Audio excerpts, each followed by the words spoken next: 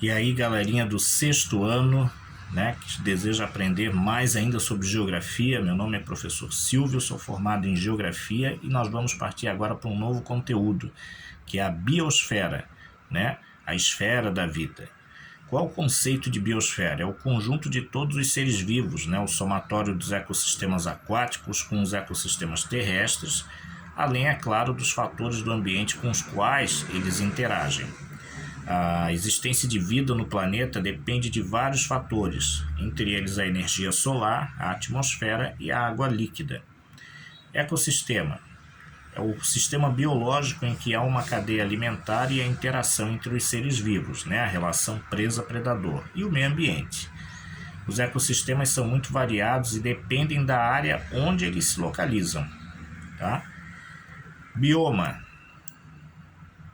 é o conjunto de ecossistemas que possuem várias características comuns, exemplo, bioma Amazônia e ecossistemas Igapó, Várzea e Terra Firme, que são as 3 matas da floresta amazônica.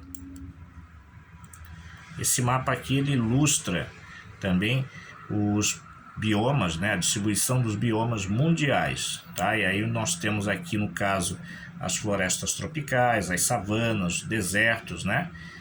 Os desertos absolutos com gelo ou rocha, né?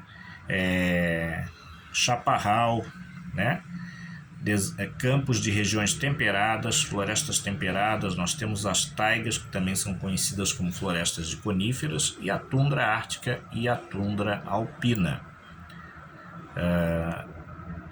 E aí nós temos também, eu coloquei também esse vídeo aqui que ilustra, né, com muita clareza e muita propriedade também, a relação presa-predador, né, dentro de um ecossistema, né, nesse caso aqui o ecossistema terrestre, né, e é muito interessante esse vídeo, né, que é intitulado Os Melhores Ataques Felinos aí da National Geographic do Brasil.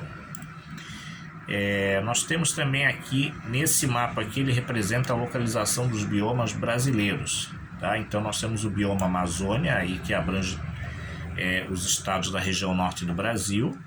Temos o bioma Caatinga, que abrange alguns estados da região nordeste. Temos o bioma Cerrado, que abrange alguns estados da região nordeste também, além de algumas partes ali de alguns estados da região sudeste e também algumas partes dos estados da região centro-oeste, né? Abrange aqui algumas partes, né, do estado do Mato Grosso do Sul. Tem o bioma Pantanal, que também é um bioma que fica bem aqui nessa parte aqui de transição, né? Fronteira entre os estados do Mato Grosso do Sul. Temos também o bioma Mata Atlântica, que percorre aí todo o litoral nordestino, o litoral da região sudeste e também o litoral também da região sul, né? Só abrangendo, claro, alguns estados aqui da região sul, que no caso é o Paraná e Santa Catarina, e também parte também do estado do Mato Grosso do Sul, né? Que pertence à região centro-oeste. Temos também o bioma Pampa, que só se encontra lá no estado do Rio Grande do Sul, só e somente lá. E aí nós temos também o conceito de cadeia alimentar, que é o conjunto de interações entre os seres vivos em um ecossistema a partir da alimentação. E aí nisso nós vamos encontrar alguns níveis ou tipos de seres vivos, né? Começar pelos produtores primários, que são aqueles seres vivos que produzem seu próprio alimento a partir da luz solar, água e minerais do solo. Exemplo são as plantas e algas. Consumidores são aqueles seres vivos que não produzem seu próprio alimento e precisam de alimentos orgânicos para sobreviver. Consumidores primários são os herbívoros, são aqueles seres vivos que se alimentam de plantas. Consumidores secundários são os carnívoros, são aqueles seres vivos que se alimentam de outros animais. Decompositores são aqueles seres vivos que decompõem os organismos mortos, exemplo aí fungos e bactérias. E aí essa figura aqui ela ilustra com muita propriedade também essa relação dentro da cadeia alimentar, né?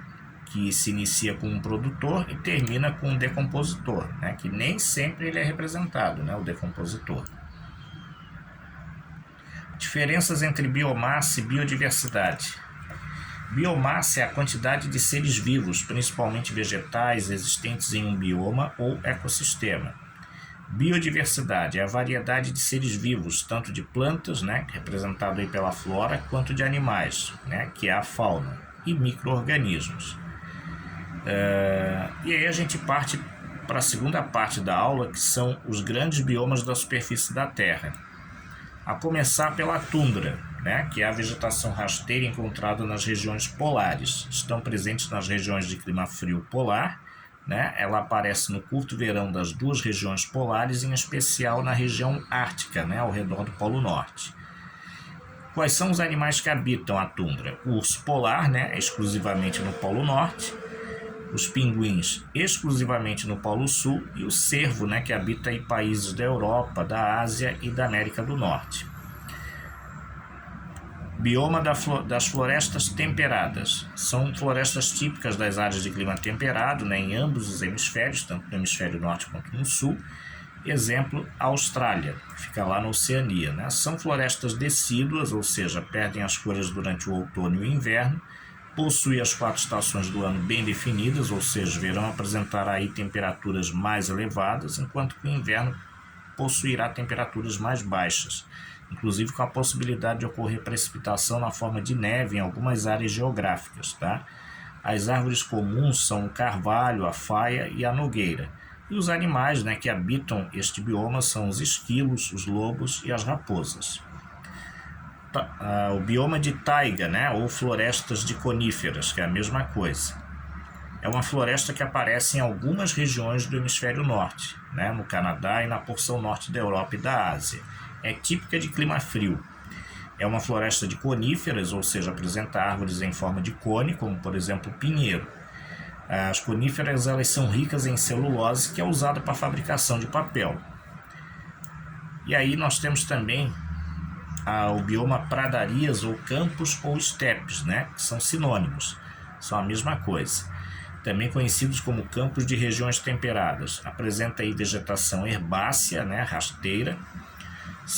Estão presentes nos Estados Unidos, no sul do Brasil e em algumas regiões da Ásia. São cobertos por gramíneas e outras plantas adaptadas às chuvas irregulares.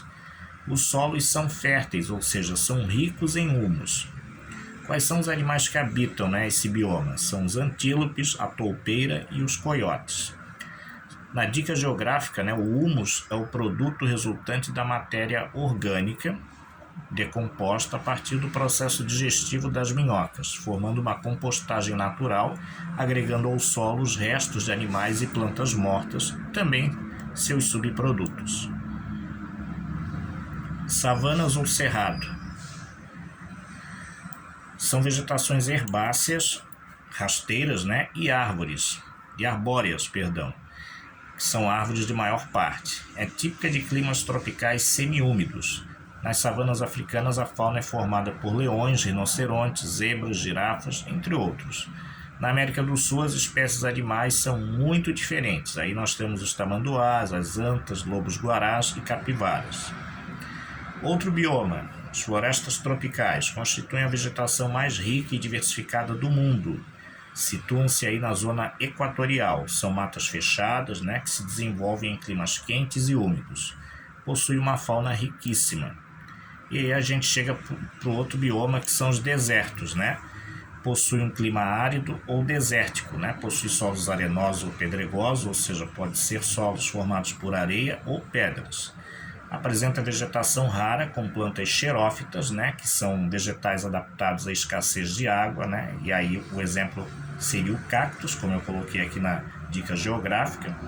Apresenta uma fauna específica, como por exemplo camelos, lagartos, ratos e outras espécies de animais.